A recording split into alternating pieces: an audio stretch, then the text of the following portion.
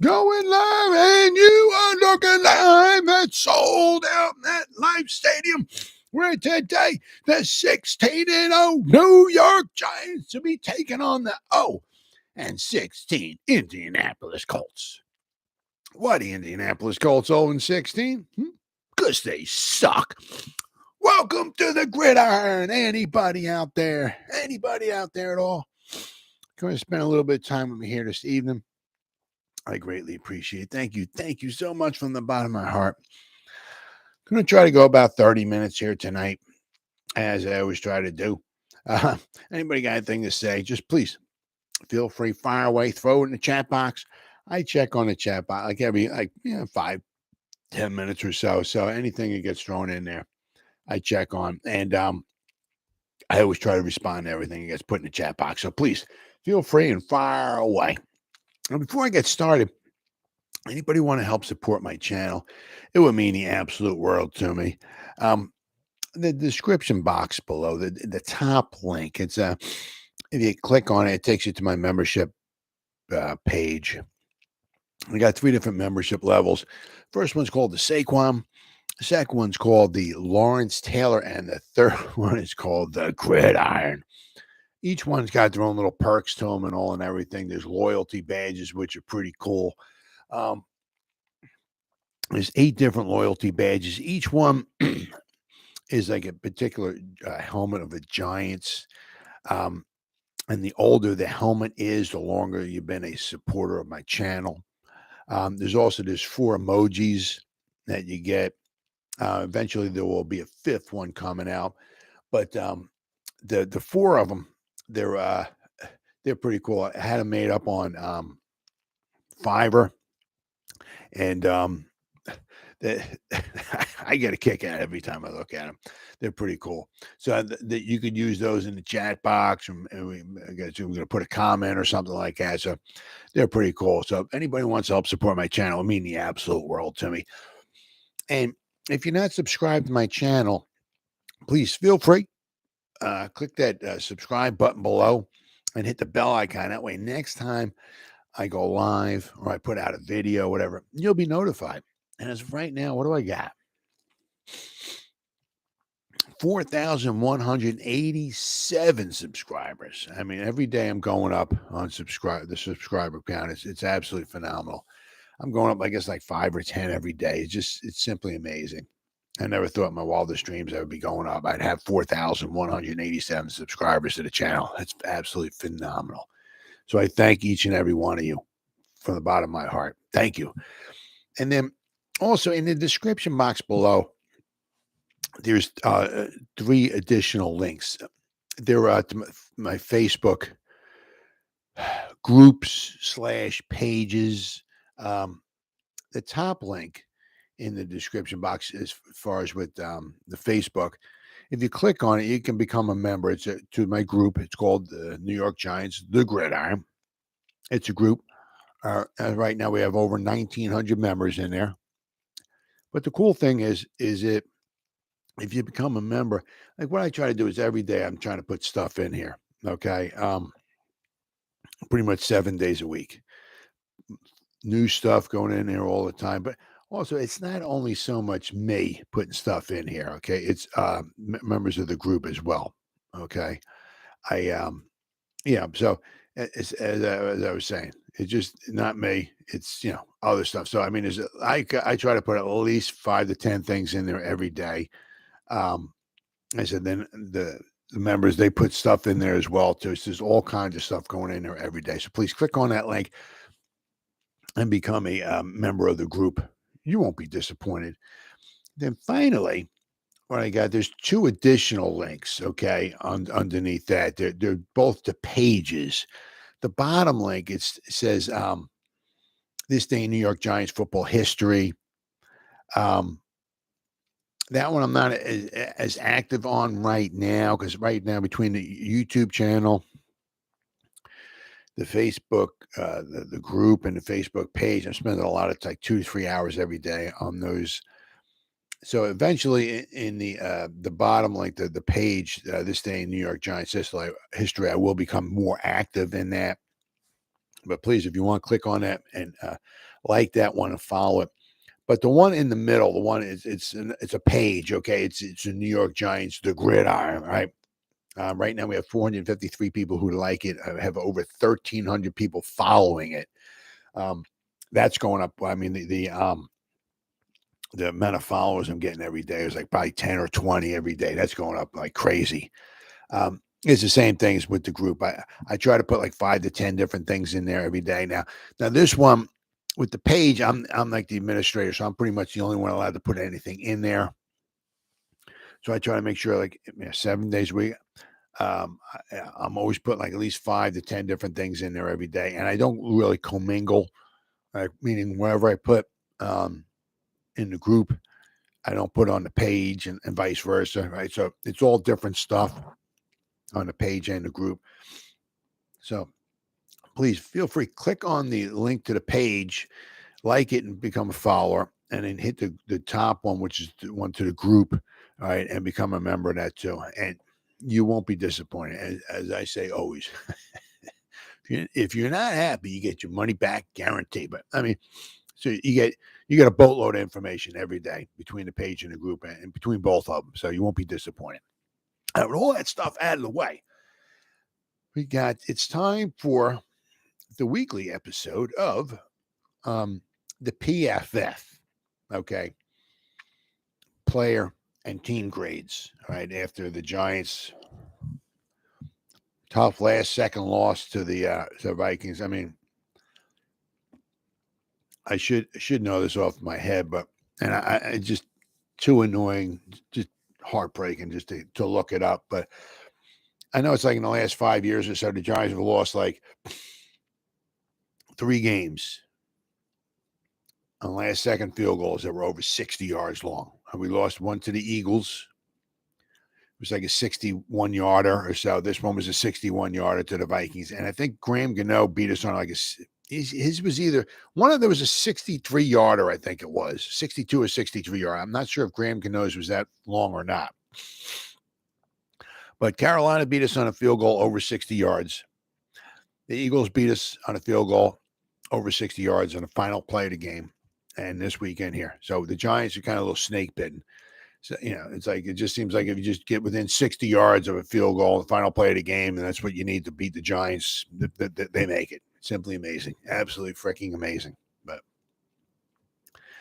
But we get the PFF grades, and we go to the offensive side. Once again, it happens quite a bit. Daniel Jones is number 1. 85.3 was his PFF grade. Let me see here. I mean, he's had some really good overall. 74.9 is his PFF grade. The last 3 weeks, 85 against Minnesota, 75 point Washington, 78 against Philadelphia when we got killed. I mean, he had one real bad one. That was against Seattle. I want to just see here by position. Let's see here. Let's see what Daniel Jones, quarterback. Quarterback passing grades, quarterback.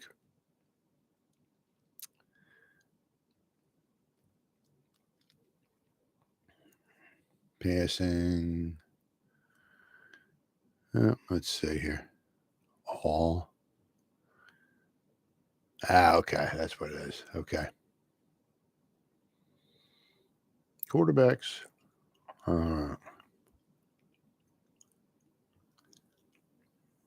Nope.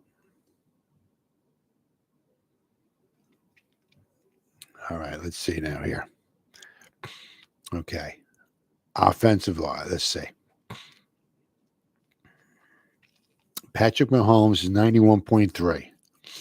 I got this in here. Hold on here. Let me get rid of this here. I got a passing grade. Okay. These are quarterbacks. Let's see. Where does Daniel Jones stand here? Because they got some of them in there. Daniel Jones is number 23, but they also have all 32 minimum dropbacks. Here we go. Let's do this here. Minimum dropbacks. All right, let's do minimum drop back. Let's see. Can we get a number here? Okay, it cuts it down a little bit. All right. So basically, the top quarterbacks, let's see. Daniel Jones is number 17. He's 74.9, okay, for this season. So, I mean, I got Mitch Trubisky in there now. You got to take him out. Let's see. Who else is in there? Andy Dalton. See, Mitch Trubisky. So if you take him out, all right, I mean, Daniel Jones is like number 16. He's pretty much like middle of the pack, what they got him at right now, okay, as far as 74.9. He's tied with Ryan Tannehill somehow. I'm not sure. Ryan, yeah. But let's see, hold on. That's passing grade, offensive grade. Here we go. Daniel Jones, number 17, 74.9. You take Mitch Trubisky out. So Daniel Jones like right around the middle of the pack there. All right. I mean, he's tied for, I guess, would be number 16, Ryan Tannehill. So he's like right middle of the pack. Okay. So, I mean, imagine what you could do if you got him better pass protection, if you gave him better weapons, right? His number would certainly go up. Okay. But I mean, once again, he had another very good game. Okay. No doubt about it. 85.3. He was the highest graded Giants offensive player. Andrew Thomas was number 2. Okay. 80.9. Ben Bredeson. Okay. Welcome back, buddy. Now, you'll notice he was the left guard. So you got Andrew Thomas was the left tackle. Ben Bredeson was the left guard. Now, so the left side. Okay. Ben Bredeson was 80.4. Very, very good grade. Now, the problems with Ben Bredeson, he gets hurt a lot, okay? But welcome back, Ben Bredeson. Saquon Barkley, he was number 4, 74.4. Isaiah Hodgins, good old him, 73.9. Look for the Giants to try to keep that guy. Now, the big thing, I mean, with him is he doesn't have a lot of, maybe so much chemistry with Daniel Jones. He knows the system pretty well because, I mean, he was from Buffalo. He was with Buffalo, all right? So they kind of knew what they were getting with him, but he's very familiar with the system. But just imagine the more time he gets playing with Daniel Jones, right? They become familiar with each other. He can only get better, right? So look for the Giants to try to re-sign him for next season. He's been third touchdown he's got in the last 4 games or so. I mean, he's been a godsend. Let me tell you what. So look for the Giants to try to hold on to Hodgins next year. I mean, if we got Hodgins, maybe we can get Sterling Shepard back. Don't know how many games he'll stay healthy for, but Wan'Dale Robinson. Okay, get him. Obviously, get a couple guys. Probably double dip in the draft as far as getting a couple wide receivers. Look to try to get a stud in the draft somewhere. Okay, Darius Slayton. He was 68.7. He had a very good game. Now, the thing is with Darius Slayton, he's probably going to start testing the free agent water. So I'm not sure if the Giants are going to wind up trying to re-sign him. That I don't know. Richie James, 64.5. Another very good game. Gary Brightwell, he was just in there for 1 snap. He graded out 58.7. Matt Breida, he was in there for 11 snaps, 58.1. Nick Vannett, he was just in there for 5 snaps, graded out 57.4. Kenny Golladay, he was in there for 2 whole snaps. He's gone. 56.8. John Feliciano, 56.5. Marcus Johnson, all right, 56.4. He was just in there for 3 snaps. Nick Gates, he was in there for basically him and Breida. I'm sorry. Ben Bredeson. I'm getting my B's mixed up. Ben Bredeson was in there for 34 snaps. Nick Gates was in there for 35 snaps. So there was a grand total of 69 snaps on offense. Okay. So basically they split, all right, between Bredeson and Gates. Now the thing is Bredeson graded out at 80.4. Nick Gates graded out at a 55.4. Okay, so Bredesen had a better game. Now, it'll be interesting to see maybe after the season's over with. I would still like to see them maybe try to get like somebody who is a center. Okay. But well, obviously, I have to wind up waiting and see. But looks like Nick Gates might do a little better job at center. So maybe perhaps after the season's over with, they let Feliciano go. Okay. And they maybe slide Gates over to center, have Ben Bredesen at left guard, Andrew Thomas at left tackle, Evan Neal at right tackle, and Glowinski for at least maybe one more year at right guard. So it'll be interesting to see. Where we at? Evan Neal, another rough game. Well, he's a 51, okay, but 51's not really outstanding. So you certainly want to see him get better. Mark Glowinski, he played all the snaps at right guard. He graded out 48.3. Now you'll notice here, okay, Evan Neal was the right tackle. Mark Glowinski was the right guard, right? Both of them played all the snaps, and they both graded out not very well. So the right side was a little certainly weak, okay? Daniel Bellinger, he 68 snaps he played. He graded out 45.3. Now, of course, he had that one fumble, which really didn't help much, okay? So he had a rough game. But so Daniel Jones, number one, as far as grades on the offensive side. Okay, so now we go over to the defensive side. All right. And we got who else? Sexy Dexy, right? Graded out a 90.2. Landon Collins had a very strong game, right? He was in there for 33 snaps. 82.4. A very, very, very, very good game. He was 23 snaps. He was in coverage. His coverage grade was a 75.5. Cordell Flott, he was in there for 41 snaps. He graded out at an 82 overall. Julian Love, 72 snaps, graded out at 81.1. Nick McLeod, all right, graded out at 79. Azeez Ojulari, 74.1. Darnay Holmes was in there for 48 snaps. 66.5. I'll have to see what's going on with Azeez Ojulari because he got like his ankle rolled up on, I believe it was. So I'll have to see. Hopefully it's nothing majorly horrible, but he was only in there for 22 snaps. Okay, poor guy can't seem to catch a break. Dane Belton was just in there for one snap. He graded out a 61.3. Jihad Ward was in there for 45 snaps, graded out a 60.2. Toman Fox was just in there for one snap, graded out at a 60. Oshane Ximines, 28 snaps. He was a 59.4. Jason Pinnock played all snaps. Julian Love and Jason Pinnock and Fabian Moreau. Looks like they're the only three that played all the snaps. Kayvon Thibodeau played 70 out of the 72 snaps, right? But Jason Pinnock graded out of 57. Justin Ellis played nose tackle. He was in there for 11 snaps. He graded out 56.5. Kayvon, 1 week. I mean, he had a phenomenal game. Obviously, against the Commanders this week, slid down a little bit. He played 70 snaps. He only graded out of 56. Jalen Smith graded at 55.1. He was in there for 49 snaps. Tony Jefferson, at strong safety, was in there for 23 snaps. He graded out of 52.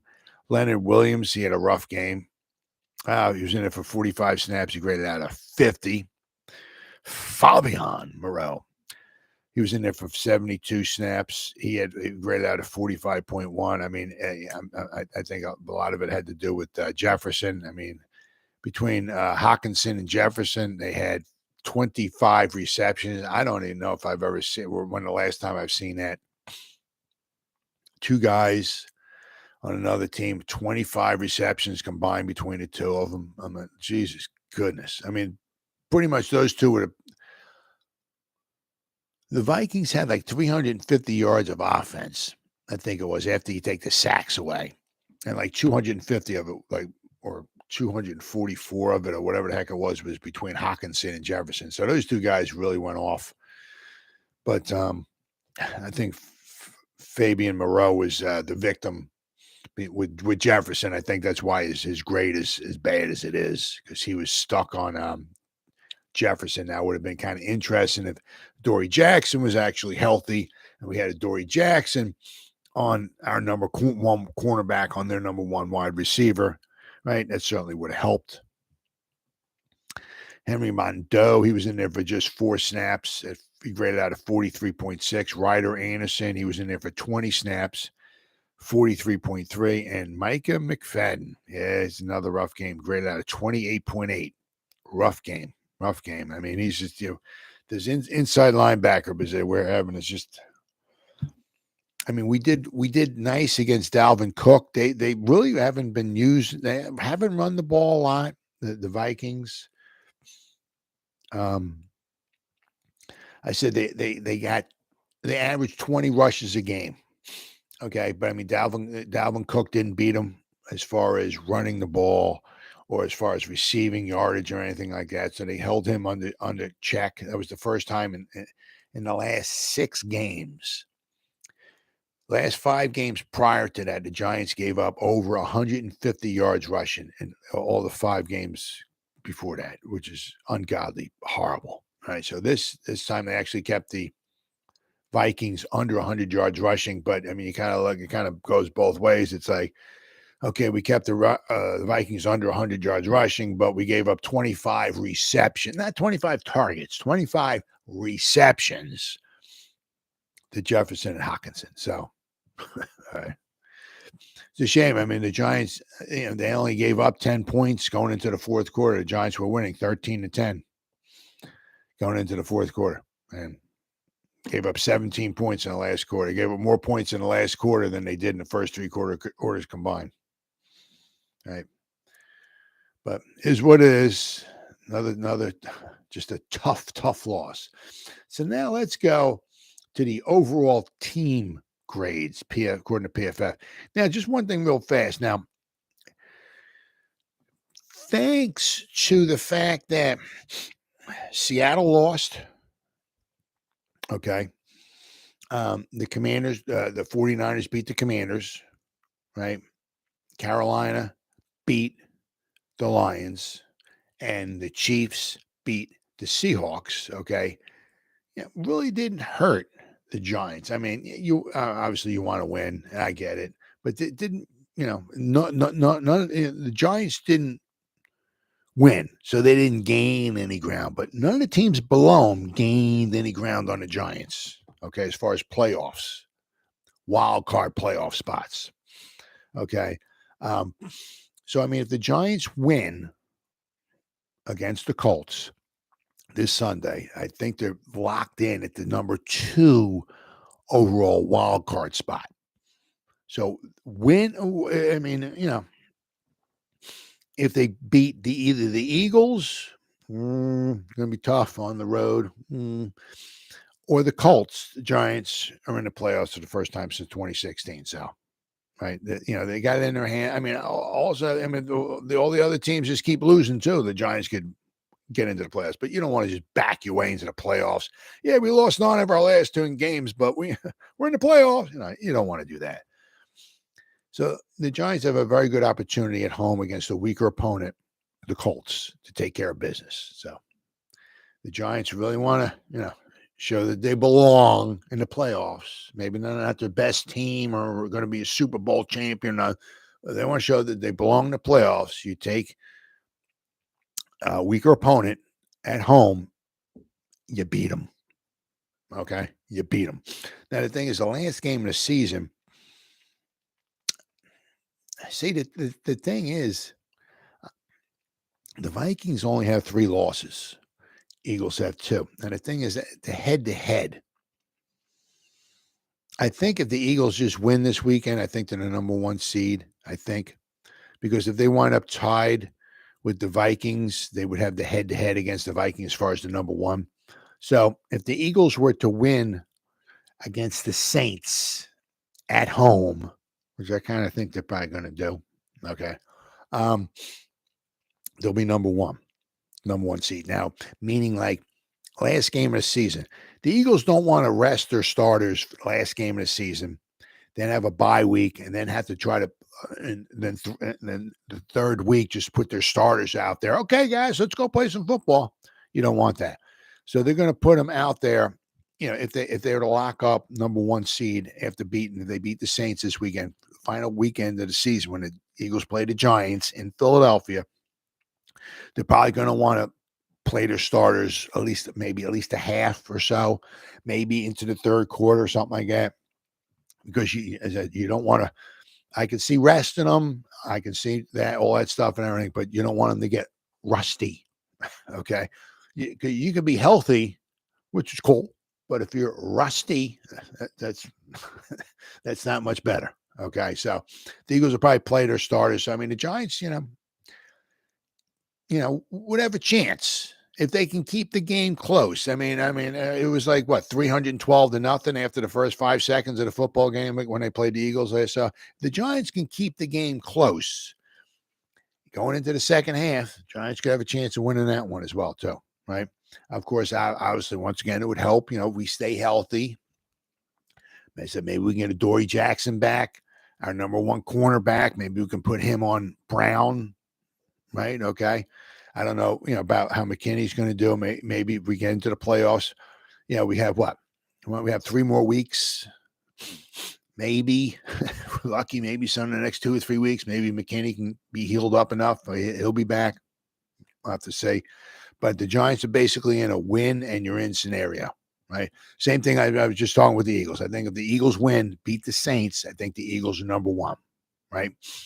And then the Giants win, they'll be the number 2 overall wild card team because they can't catch the Cowboys. Even they can't catch them, right? Even if they were to catch them and somehow be tied with them, it doesn't matter because the Cowboys have the head-to-head on the Giants. So the Giants would be the number locked in, I believe, the number 2 wild card position. All right. So that would put the Giants would have to go and wind up playing against, I think, the 49ers because if somehow Tampa Bay gets in and they win, right? The Cowboys would be playing them, okay? The Giants would be playing as of right now. If the Giants were to win, the Giants would be playing the 49ers as long as the 49ers keep winning. And then whoever the other one would wind up playing the Vikings. I'd like to play the Vikings again, just to be truthful with you. I would like to go back in there, especially, as I said, if we can get Adoree Jackson back, maybe Xavier McKinney back, right? Get more solid play in our secondary. Eliminate those fucking turnovers, the stupid fucking block punt, right? Right. I'd like to go back in there again and play the Vikings again. I think the players would like that too, because you know why? They went in there and they got confident, right? They know they can beat them. If they take away the Daniel Bellinger fumble, costs us 3 points. The Daniel Jones interception costs us 3 points. The block punt, I think it was like 5 plays later, whatever it was, Vikings scored a touchdown on, right? So basically there's 13 points right there. Then not only that, but then you take away 3 points for the Vikings at the end of the game because, they're not kicking a field goal. If they're down by like 10 points, they got to go for a touchdown. So in the last play of the game, they're not, well, let's kick a field goal. No, they're probably throwing a Hail Mary or something. So take another 3 points away from the Vikings, right? So without all those the turnovers and the block punt and all, the Giants wind up winning. I don't know, comfortably. Right? The Giants certainly could have won comfortably on the road. Okay, so I think the Giants would like to go play the Vikings again, and so would I. Right? I'd like to see that again, but we'll have to wait and see. But I think the Giants win, they're in. All right, so now let's quickly here before overall team grades. The Eagles are number 1, 92.8. The Giants, they're 4 from the bottom, I think. They're number 29. The Giants are 68.4. PFF don't give them no love. I'll tell you that much. The Los Angeles Rams and the Atlanta Falcons are both 5 and 10, and they're graded they're graded like 80. The Giants are 8-6-1. They're graded 68. PFF, no love for the Giants. All right, offensive grades. Eagles number 1, 85.1. Giants are number 23, 69.6. Passing grades, according to PFF. Bengals are number 1, 89.8. Giants, 70.1. Not bad. Number 16. Pass blocking. Eagles are number 1 because they got like the best offensive line in football, 81.9. The Giants are number 18, 64.6. Receiving grade. Dolphins, of course, but Waddle and Tyreek Hill are number 1. They're 84.1. I mean, imagine if Daniel Jones had Waddle and Tyreek Hill to throw the ball to, huh? Could you imagine what the offense might be like? Saquon in the background, right in the backfield, right? And those two guys running down the field, right? Oh, yeah.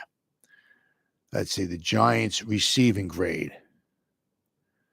We got to scroll down here because we got all right, let's see here. Giants receiving. Giants are number 29 receiving grade. Giants are 67.3. Running grade. Giants are up there. Raiders 91.9. The Giants running grade is they're number 15. Okay, 83.3. Run blocking. Atlanta Falcons are number 1 at 80.7. Run blocking. Giants are number 13. 60.7, the run blocking grade is. All right, now we go to defense. 49ers number 1, 85.1. And then we got the defense. Giants are number 30. Wow. Defensive grade here. Where we got? Giants are number 30. 55.6. Woo. Run defense. Rams are number 1 at 90. The Rams have, I think, been number 1 the whole year long. Giants are number 28. 46.4 is the Giants run defensive grade, according to PFF. Tackling grade. The Patriots are number 1, 90. Giants are number 6, 77.8. That's like their highest grade, like all of them. Pass rush. Eagles and Cowboys are number 1 and 2. Eagles are number 1 at 85.6. I think they had like 37 sacks this weekend against the Cowboys. Giants pass rush grade, thanks to Azeez Ojulari coming back, has really helped us a lot. Another 4 sacks this week, I think. So ever since Azeez has come back, we've had at least 3 sacks in every game. So him on one side and Kayvon on the other. I tell you what, this huge. Of course, Azeez just can't seem to stay healthy, but I mean, it's huge help, absolutely huge. And like I said, let's hope that he stays he's healthy for this weekend's game against the Colts. Said the Giants are number 15 to 70.4, the pass rush grade, right? Coverage grade. Broncos are number 1, 90.5. And the Giants got to be way down at the bottom. Giants are number 31, 48.9. Well, that's what happens when you got a bunch of guys off the street, bunch of guys off the practice squad. You got your third stringers in there and stuff like that. Yeah, that's what you're going to wind up getting. 48.9. Giants were like the coverage grade. Second worst, and they're still 8-6-1 somehow. Then we got special teams grade. Yeah, the Lions are number 1, 90.9. The Giants special teams grade says are number 28, 67.9. I mean, that's one thing. It's kind of like, I don't know. It's every week. I mean, we gave up what the heck was it? At the 43-yard line, I believe it was. I mean, it's not every week. But, I mean, last week against when we went up right there at the end of the game against the Commanders, we went up 20-12, right? It was 17-12, kick field goal, 20-12. So what did we do? There was, I guess, a little under 2 minutes to go. So it was like either kick it into the end zone right? Have them start at the 25. Well, what they wanted to do, which is kick it short of the goal line. Guys got it for the most guys got to catch it, right? Take off with it, use up some clock, okay, and tackle them before they get to the 25. Well, that didn't happen. The guy got out to the 43-yard line. I mean, he was kind of almost close to taking it all away. I mean, then, of course, this week, of course, we get the block punt. I mean, God, unbelievable. I mean, really, every week. Oh, not every week. I mean, every time, okay, let's say there's been something bad in the special teams as far as return or something like that, it's always been against the Giants. All right, so the Giants have, I mean, I maybe we don't have the best guys on the special teams or whatever, but we got to figure something out because there's three, right? There's offense, there's defense, and there's special teams. And special teams can blow a game for you, right? Thankfully, we got Graham Gano who making all the field goals and all. Thankfully, right? But I mean, in the punt return, in the beginning of the season, we were giving up some long punt returns, guys not staying in their lanes, right? I said against the Commanders, the guy ran the ball almost out to midfield on the kickoff return. Here we got a block punt, which almost directly led to 7 points for the Vikings. I mean, mistakes. When look at the Philadelphia Eagles. They had 4 turnovers, okay, against the Cowboys, and they almost won the game. Giants have 4 turnovers, say in a game, and a block punt or something like that. Just go home. Just walk off the field. Nobody gets hurt. Don't get your feelings hurt. Giants ain't winning. Right, plain and simple. The Giants are not good enough right now. Okay, hopefully in a year or so, keep rebuilding the roster, get some more draft picks next year. Maybe spend a little bit in free agency. Maybe bring somebody in who's decent. All maybe as time goes by. Yeah, right now, no Giants. That's not happening. All right, Giants had 2 turnovers and a block punt. Okay, and which cost them the game.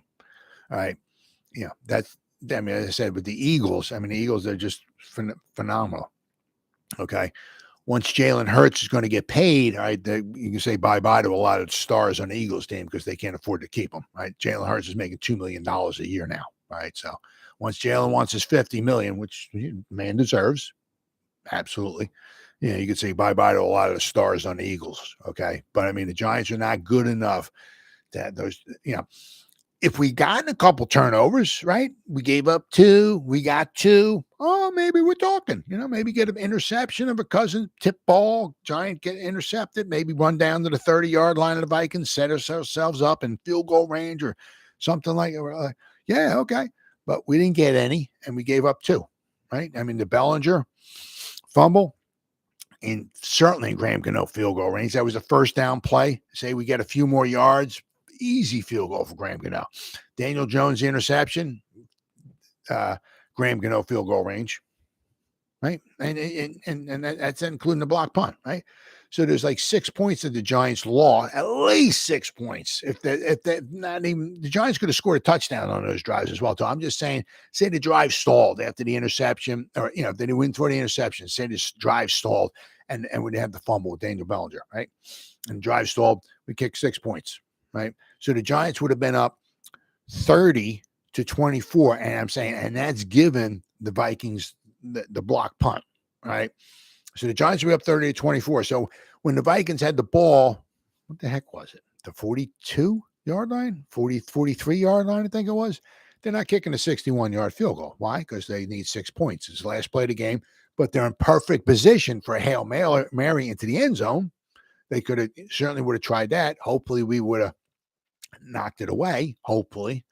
But, if without those 2 turnovers, the Giants might have 30 points.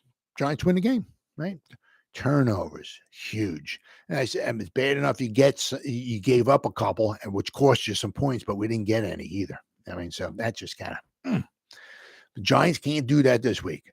You have a weaker opponent coming to your place next Sunday, right? They got nothing to play for. They got pride to play for. You got pride, you got your fans, and you got the playoffs for the first time in 2016. The Giants have to win this game. And the Giants, can't give it away. No block punts,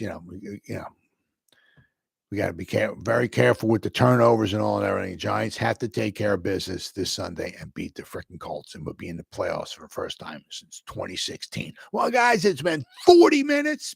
Anybody at all spent any time watching any of this, once again, from the bottom of my heart, thank you so much. Or anybody spends any time watching a replay of this, once again, from the bottom of my heart, thank you so much. You guys absolutely rock. And as always, guys, you guys stay safe out there and go Giants. Woo! Oh, yeah.